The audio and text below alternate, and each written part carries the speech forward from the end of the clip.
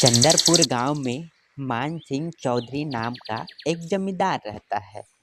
रीमा और सीमा उसकी दोनों बेटियां हैं। मैं तुम दोनों से एक सवाल पूछना चाहता हूँ। देखना चाहता हूँ कि तुम दोनों में से कौन ज़्यादा होशियार हो। जी पिताजी, पूछिए पूछिए। आप तो जानते ही हैं, भले पढ़ाई में मेरा नंबर कम आता था, लेकिन मैं सीमा से ज्यादा होशियार हूँ। आप मुझसे हमेशा इस तरह से क्यों बात करती हो दीदी? मैं तो आपको कुछ भी नहीं बोलती हूँ। रीमा के इस तरह व्यवहार से सीमा हमेशा दुखी रहती है और रोने लगती है। अरे रोना धोना बंद करो, यह तो तुम्हारे बचपन का आदत है। जब देखो छोटी छोटी बात पे रोने लग जाती है। मैं तुम दोनों का पिता और भगवान दोनों हूँ। मैं ही तुम्हारा अन्नदाता हूँ। बताओ, तुम दोनों किसकी कमाई का खाते हो? इसमें पूछने वाली कौन सी बात है पिताजी? मैं तो आप ही की कमाई का खाती हूँ। मैं रीमा दीदी के इस बात से बिल्कुल भी सहमत नहीं हूँ पिताजी। आप हमारे पिता हैं, लेकिन मैं तो अपने भाग्य का ही खाती हूँ। मान सिंह चौधरी गुस्से से तिलमिला उठता है। रीमा और सीमा दोनों के शादी के लिए रिश्ता देखने के लिए निकल पड़ता है। चौधरी जी सीमा से बहुत नाराज रहता है। रीमा के उस जवाब की वजह से वह रीमा का रिश्ता एक पुलिस ऑफिसर के साथ तय कर देता है। वहीं दूसरी ओर सीमा का ब्याह एक गरीब मजदूर के साथ तय कर देता है।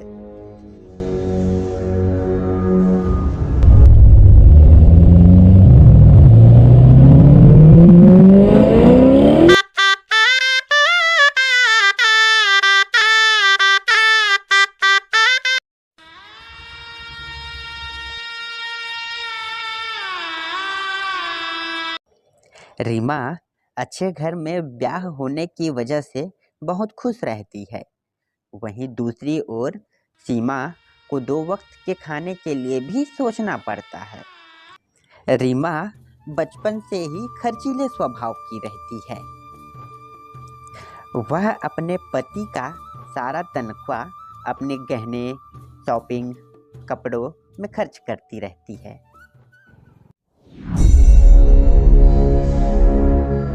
वहीं दूसरी ओर सीमा का पति 2 वक्त के खाने के लिए कड़ी मेहनत करता रहता है।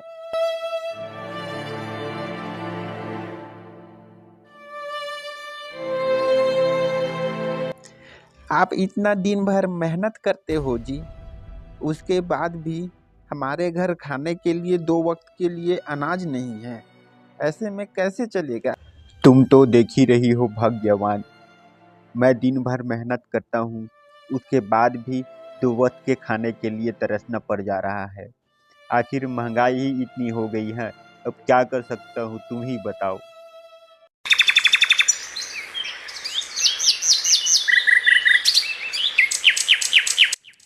संगीता पढ़ी लिखी और समझदार महिला रहती है। वह सीमा के पड़ोसी के साथ साथ एक अच्छी सहेली भी बन गई है।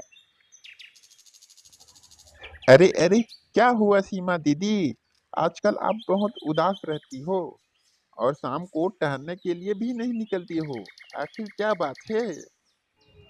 क्या बताऊं संगीता बहन, मेरे पति दिन रात मेहनत करते हैं, उसके बाद भी हमें 2 वक्त का खाना भी नसीब नहीं हो पाता है। आखिर महंगाई ही इतनी हो रखी है। मेरे हिसाब से दीदी, आपको भी काम करना चाहिए। जब आमदनी दोगुनी हो जाएगी तो महंगाई ऑटोमेटिक आधी हो जाएगी। हाँ, अगले दिन से ही सीमा फल का ठेला लगाने लगती है।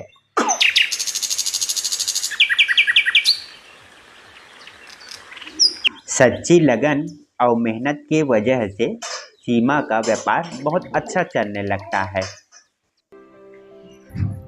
वहीं दूसरी ओर रीमा का शौक पूरा करने के लिए रमेश को रिश्वत लेना पड़ जाता है। उसी चक्कर में उसकी नौकरी भी चली जाती है। जिससे उनको 2 वक्त के खाने के लिए भी तरसना पड़ जाता है। वहीं दूसरी ओर सीमा और मोहन टूटी-फूटी जीवन यापन करने लगते हैं।